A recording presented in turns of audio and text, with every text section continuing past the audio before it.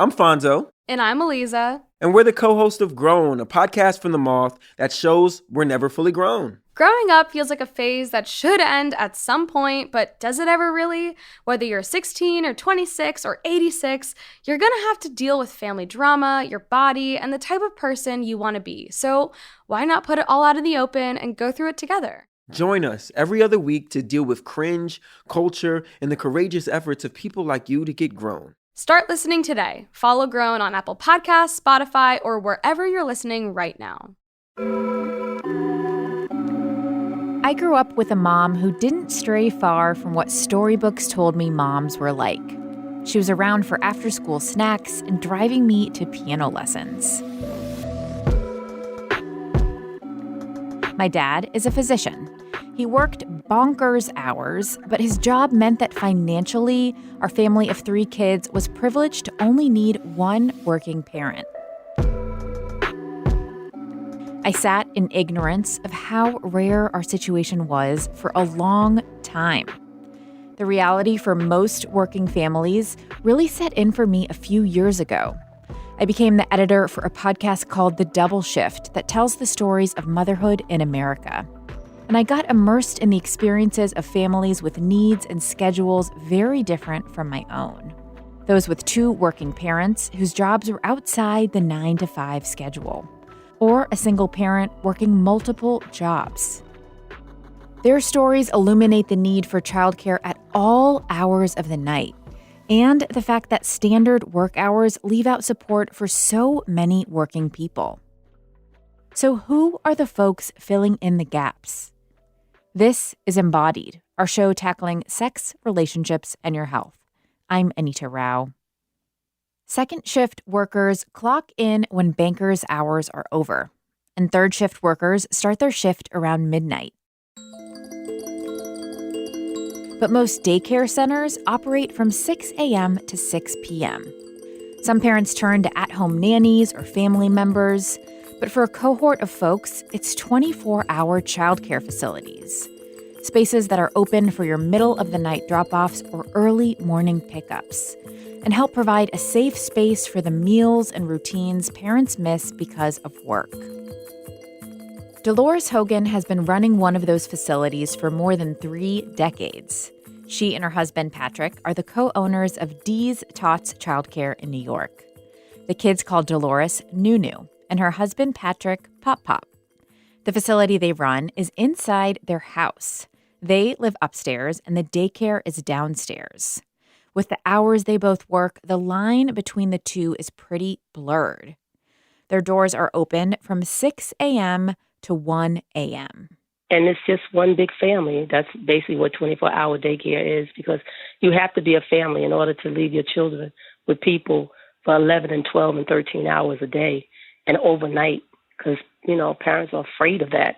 So, they have to really trust you to leave their precious gifts like that with people that they really don't know. So how do you and your husband co-run the business? Tell me about how you manage hours like this. Well, I have like a swing shift of people. I have like 6 to 7 people working with me. In the morning, my youngest daughter will come down, and she works in the morning from 6 to 11. My husband comes at 7. And I have people coming in 9:30, 10 o'clock, 11 o'clock, 2:30. I have people that come in at 5 o'clock. So, and I come down. When I come down, it depends on how long I was up, but I'm normally down no later than 9:30, 10 o'clock in the morning. And I'm just up, I'm up to like from 9:30 to maybe 4 o'clock in the morning, maybe longer than that. Overnight, I have to sit with the kids because you have to have, the parents have to give you permission up here in New York to go to sleep around their kids. I do have great parents, so I can go to sleep, but I'm sitting in a chair, laying on a air bed in the daycare with the children that I have. I'm curious to get a sense of the experience for these kids. I mean, coming in to stay over the second or third shift, maybe coming in after, what would be an ideal bedtime for them. Tell me about some of the unique needs that they have that you all have to cater to. Well, there's some that comes in after school, and they're here to 11:30 at night, and there's some that come at 5:30, and they're here to 1 o'clock in the morning, and there's some that come at 6, and they're here to 8 o'clock in the morning. Which I deal with nurses, and I deal with COs and different stuff like that. Mothers that work into store departments, and their shifts are different. And I have some mothers that work 3 and 4 jobs just to make ends meet.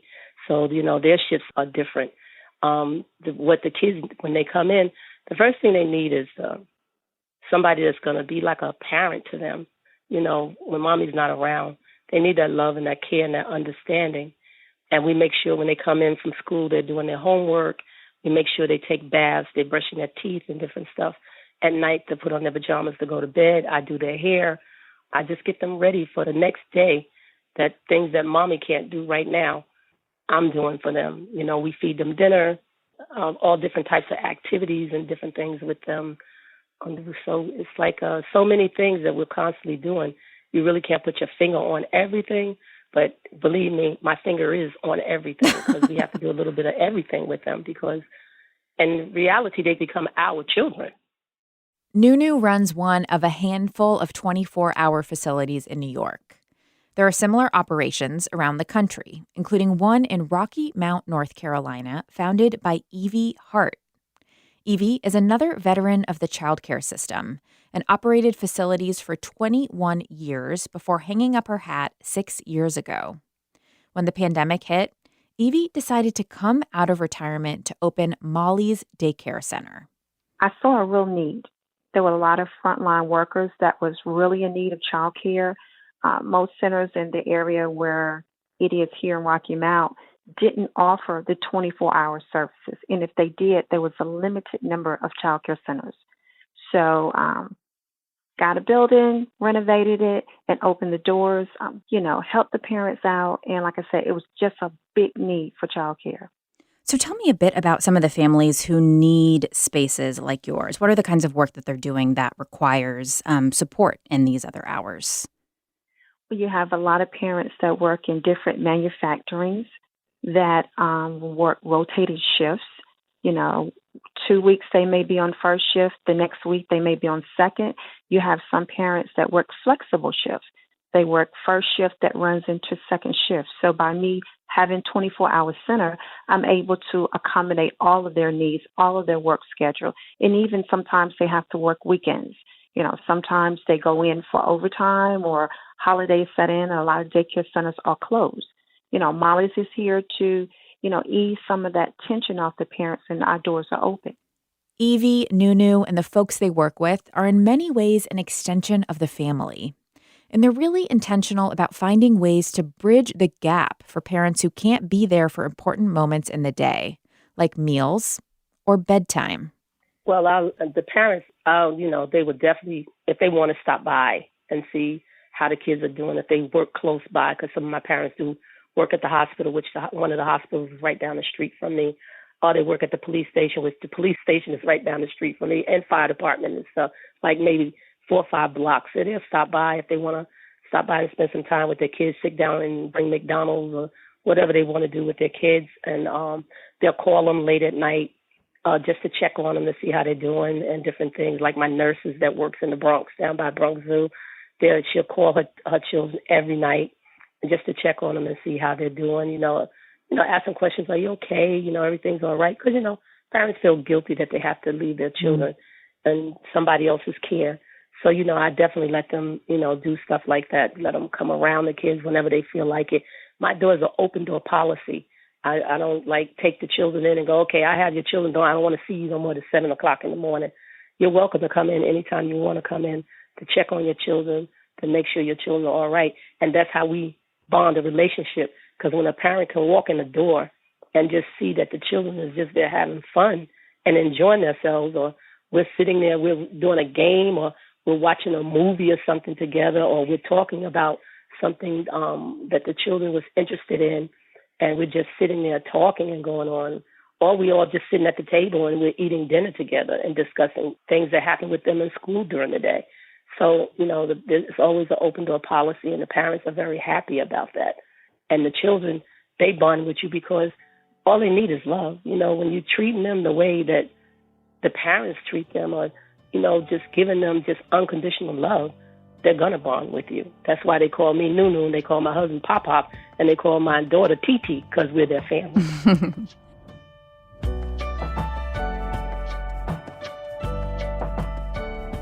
Well, Evie, how about the same thing for you? I mean, your job is about caring for the parents as much as caring for the kids in some ways. So what are the ways that you support parents and families, given how intimate this is to have kids sleeping overnight and having multiple meals, not with their parents? Yeah, I'm just like Nunu. We do have open door policy here where parents can come in at any given time to talk, to check, and, see about their children. We also have a camera and surveillance system here as well. They can download the app on their phone, and they can actually watch, listen, and hear their children interact, talk, engage in activities as well. We have Ring doorbells on the outside that capture moments, when people come and knock on the door if they want to visit, or family members as well. So that's just a security protection. So having that relationships with the parents is real good. Like I said, it alleviates some of the stress, the worries, and the fears, or maybe even some of the questions that they may have, because they can just log on a break time and just see what their child is doing, hear, listening, looking at the emotional reaction on their faces, the conversation, the words, and the language that the teachers are using to upbuild them in every way possible. So, I mean, that brings the fact that, there's a range of ages and obviously experiences and personalities of all of the kids that walk through your door. For those that end up seeing you more than they see their own parents, what are some of the challenges that poses? Well, some of the challenges I noticed is the attachment. Like Nunu said, they need so much love. And with that love, you have a mixture of time and patience. That attachment, they do spend quite a bit of hours, here with me. And we have that bond. We have that attachment. We have our special moments where they talk, they open up, they share things, and they feel very comfortable. And that trust is an essential part of that as well. So with all that mixed together with the love, the time, and the patience and trust, sometimes the attachments get so strong with myself, I consider them, sometimes I look at them as one of my own children. Treating them like that is so important. And believe it or not, children, they remember, they know where they feel welcome, they're welcome here, they're loved, and they reciprocate that. So it's not like, most of the time when the parents come in, it's almost like a tug of war. They have to pull them out of the center because we spend so much time with them. They're not ready to go. They're calling their names. The child is actually running back in the classroom. They want to stay a little longer because children don't really know too much about time.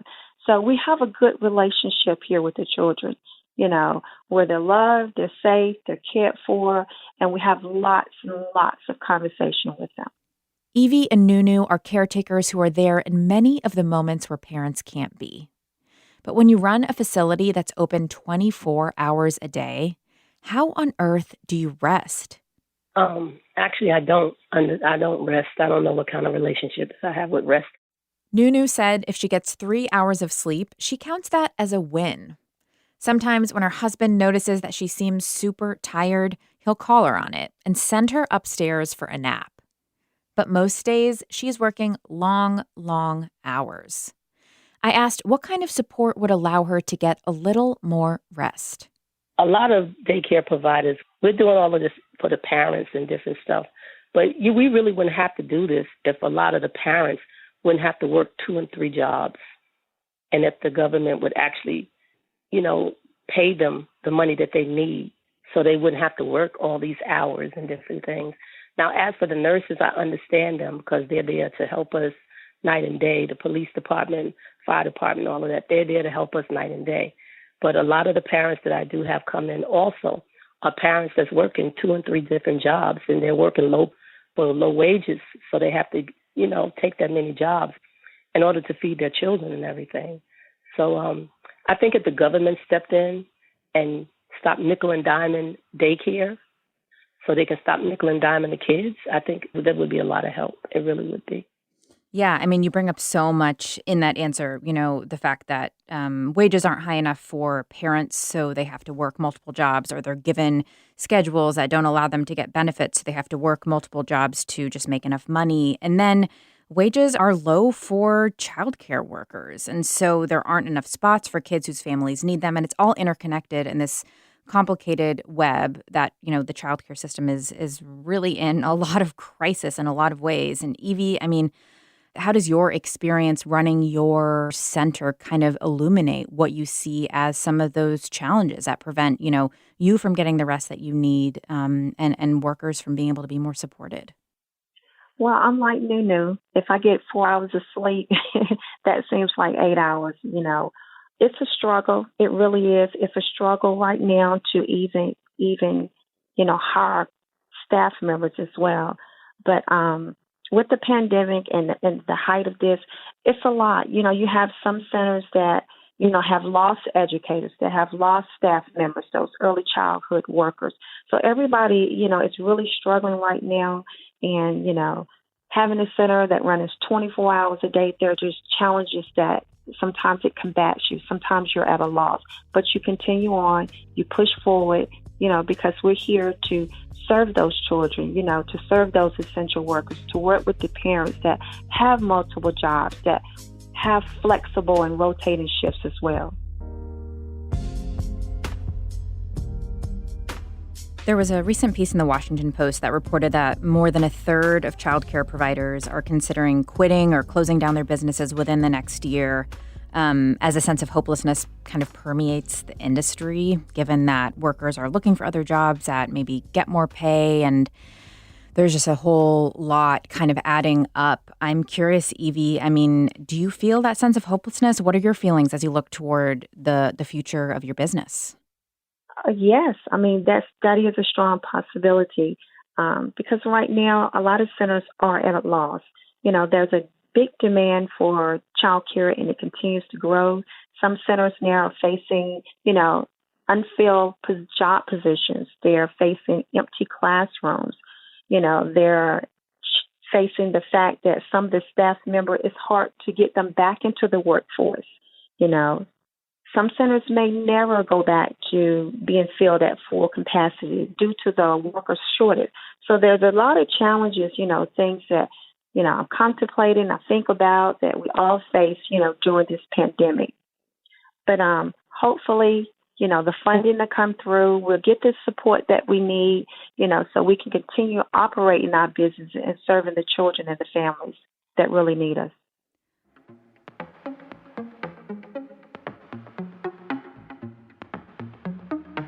Working in the childcare industry in this country has never been easy. Then the pandemic hit, and spaces operating on thin margins got even more crunched. The strain has been immense, but childcare facility owners like Leslie Crawford have found ways to keep their doors open because families rely on them. Leslie runs a facility in Pittsburgh that's open 24 hours a day, 7 days a week.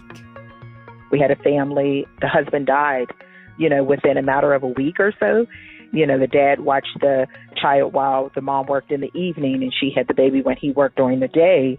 And here this mom was left now with no resource at that point and no direction or guidance. Having the center made it possible for her to keep her job where she was, keep the family and the network that she had at that job, and sort of like flourish and sort of like regain strength and momentum to continue on even after the dad passed away. So it's not just like a child care center. Without it, we would have a lost generation. And I mean, that's how I view it, because some of our kids would never reach some of those milestones that they could potentially reach simply because they're, at home in front of TV. That's Leslie of ABK Learning and Development Center. Like Nunu, she's kept her doors open, but that's not the case for many childcare centers in this country. The pandemic forced thousands of childcare facilities to close their doors. And for a while, Nunu thought she might have to shut down hers, too. In the beginning, I really thought I was going to be one of those daycares that closed down. But I end up serving most of the parents that was out there with the pandemic and the virus and everything. And I was afraid that it was going to come through my house. I was afraid for my family and the other babies and things that's in here. Like, especially we have the little newborns, and they don't have, any type of the little bit of shots that they're getting. And the immune system is so bad, it's not even ready, prepared yet for them. So I was afraid, but, I had to push on because I seen a lot of my parents that came in the door, and they really needed that. They was afraid to go out themselves. It was amazing how the government want to pay all that money for them to go out there to die now that the shot is available that nobody's really taking, which they should be. Now that it's available, now they just don't kick these parents to the curb. Like, okay, it's fine for you to go out there and risk your life, but now that we have the shot available, now we no longer want to give you that extra money for the paid child care. We don't want to give you the money or anything. It's going back to normal where, if you're making $47,000 and you have 2 kids, then you're over. You don't get child care subsidies anymore. You have to pay this out your pocket. I have a young lady here now. She's 14 years old, and her mother got kicked off subsidies. One of her daughters got kicked off when she turned 13. So she's been struggling trying to pay things out of her pocket. And even if you try to help them, the government says, if you charge that person $125, you got to charge every kid to come in your daycare $125. Or if you let that person come in for free, you got to let every person that come in your daycare for free. I thought this was my business, and I can do whatever I want to do in my business, but evidently the government has their hand in everything, but they're not helping anything. They need to just, stop paying us $7.25 an hour or $7.45, because we have to pay our workers $15 an hour. And then the ones that work on the weekend, I have to pay even more than that. How do I pay somebody more than I'm making? I'm struggling myself trying to keep bills and keep my teachers here with me. It's a struggle. Evie, just to end, I'm curious, kind of building off of what Nunu said, I think illuminating the financials of what it takes to make a business like this work, and the low margins you're still able to pay your workers is all, goes a long way in kind of helping people realize what the situation in the system looks like. But if you could kind of help illuminate for folks something about the lives of the families that you are working to support that you think kind of goes unnoticed or is less obvious to folks who maybe work more traditional schedules or have that childcare support more effortlessly, what would you kind of want people to know? Well, what I would want them to know that, being a small business like we are, we're working on a small profit margin, just like Nunu said. When you do for one parent, you have to do for all. You've got parents from all walks of life. Some parents are full-time. Some parents are part-time. Some parents drop them in for a couple of hours. You try to work with parents in all their situations to accommodate all their needs. It's a struggle. We have employees to pay. We have taxes to pay. We have operational expenses to pay, as well as maintenance inside and outside and the upkeep of the facility. So it's a struggle. But, we're here. We're doing what we can. The doors are open, and we're hoping that, we can get more funding to continue on. Like Nunu said, minimum wage is really the lowest that a person can be working for. That's really nothing to the bottom of the barrel. And, people want more. Some centers are struggling that they can't offer those benefits to employees anymore. They can't have the 401k, the dental, the vision, the medical, the discount for childcare, if you're an employee, all the incentives that if we had funding, we could offer that. But right now, it's a struggle for everybody. So we're going to do what we can to accommodate the families, accommodate the children and their needs.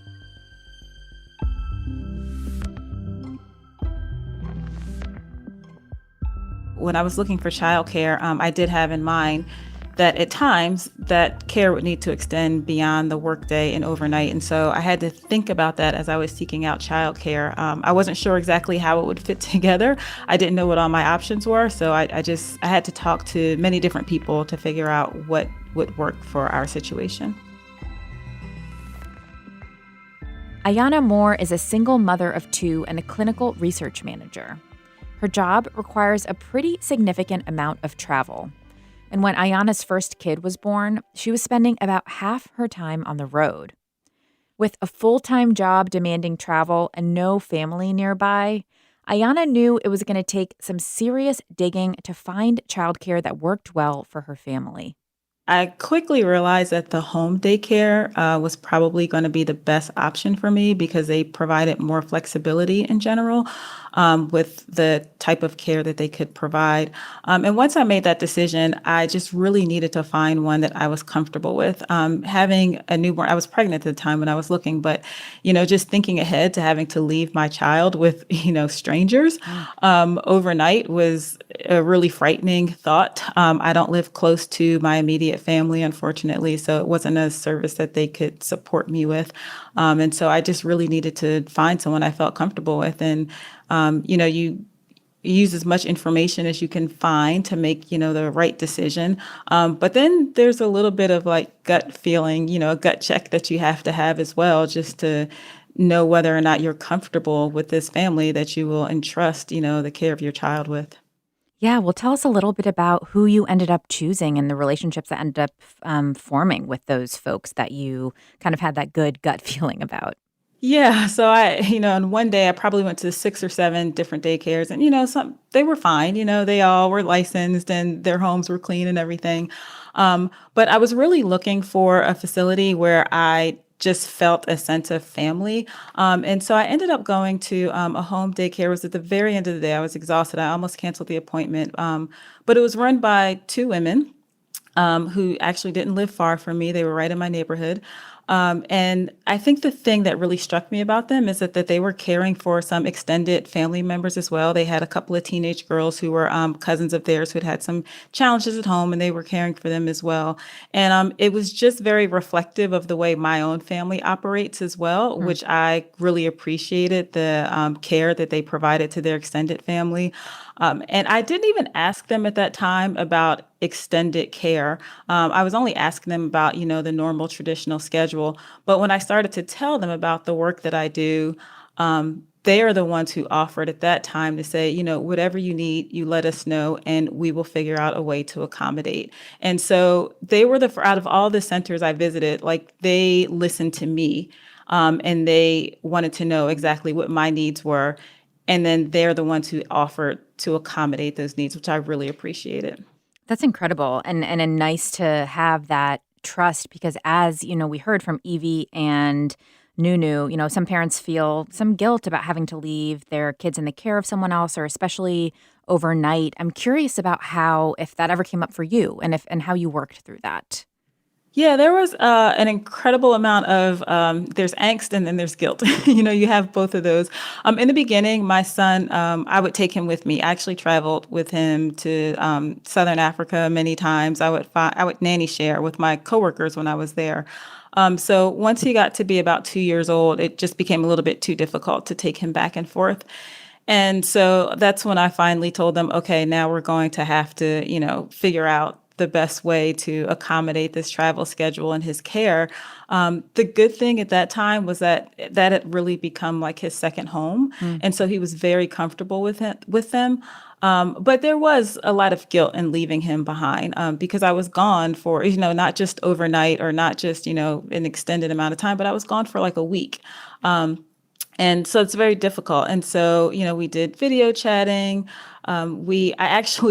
I created a book for him. So I actually pulled together a lot of pictures. I know I was trying to think of everything I could do so that he would still feel connected with me while he was out. So I wrote this really long poem for him. I pulled together all of these pictures of us from over the last couple of years, and I had it printed, at one of the local print shops. And so I would pack this book with him as well. When he was gone, I would try to leave him video messages that they could play for him during the day because, the other challenge is I'm on, somewhere between a 6 to 12 hour time difference, depending on where I'm traveling to. So I tried to just be very creative and just make sure that he knew that I was still thinking about him and that we stayed connected.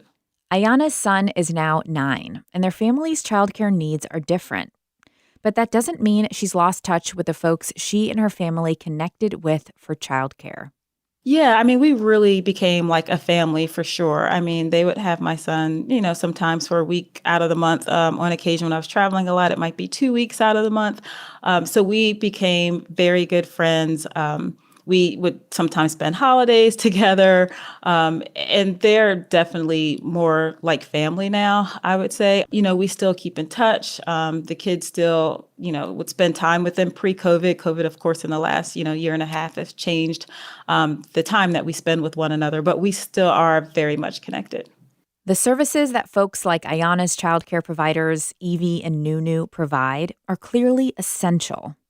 But keeping these services up and running has become increasingly difficult, given existing government infrastructure and support for childcare. Childcare employment is down more than 100,000 positions. Workers are leaving for higher-paying jobs, and fewer open daycare slots means fewer options for parents who need to be at work themselves. Childcare is very expensive. As a single mother, it was jarring in the beginning, just the expense of it. But, it's your child, you're willing to pay, you make other concessions and accommodations. But on the other end, it's, the cost of managing or maintaining a facility is quite expensive. So, I mean, I would love to see there be more support from the government end in childcare. I mean, our tax dollars go to pay for public schools, and I just really feel like that care for children should just extend to before they even enter the school system. I see in many places, pre-K is now subsidized. In some places, it's paid for completely, but it would really be ideal for that support to extend to even care before then. People shouldn't have to work 3 and 4 jobs just to make ends meet. And part of that expense is like you're working, but then a significant portion of that has to go to childcare, which sets you back even further. So like you can't get ahead. So I would really love to see there be just more of a fair support for childcare provisions at an earlier age. While parents and childcare providers push, fight, and wait for more support, the future remains hazy and uncertain. But they turn to one another for support, even virtually, over the airwaves. Evie, it's very nice to hear your voice, and I pray that everything work out for you in your daycare. I think we blessed Same thing here, in some kind of way. Thank you. You be blessed. Thank you so much. You stay safe and stay blessed, my love.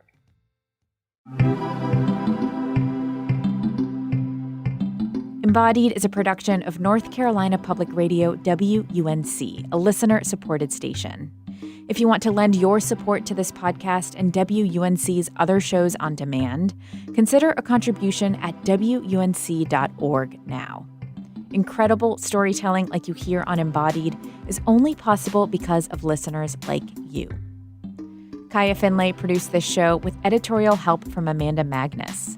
Jenny Lawson is our sound engineer, and Quilla wrote our theme music. The show is also supported by Weaver Street Market, a worker and consumer-owned cooperative selling organic and local food at 4 Triangle locations in North Carolina. Now featuring online shopping with next-day pickup. weaverstreetmarket.coop. And a little reminder that we want to hear from you and include your voices in future shows. We're working on a show right now about menopause, and we would love to hear about your experience. What did you know about menopause before it started for you? How did menopause change your relationship with your body or your sense of self? Send us an email, embodied@wunc.org. I'm Anita Rao, taking on the taboo with you.